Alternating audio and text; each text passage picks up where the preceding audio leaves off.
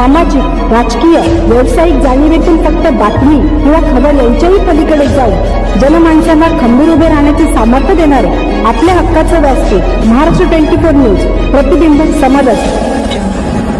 बाल संरक्षण समिती देवघाट व शाळा व्यवस्थापन समिती देवघाट यांची संयुक्त सभा जिल्हा परिषद हायस्कूल देवघाट येथे पार पडली।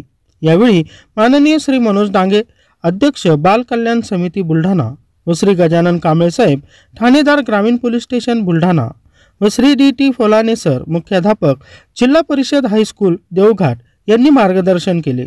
या कार्यक्रमाचे अध्यक्ष म्हणून ग्रामपंचायत सरपंच रूपचंद पसरटे साहेब तसेच बाल संरक्षण समिती सदस्य अब्दुल रज्जाक अब्दुल सत्तार उर्फ बबलू सेठ, अब्दुल्ला खान सर, मुख्याध्यापक कन्या शाळा, इस्माईल खान सर, मुख्याध्यापक मुले, हाजी इलियास खान, अध्यक्ष शाळा व्यवस्थापन समिती, शेख जफर, ग्रामविकास अधिकारी श्री देशमुख साहेब, पोलीस पाटील श्री माळोदे, श्री किटे सबलवार व श्री प्रदीप सपकाळ, निलेश चौथनकर उपस्थित होते।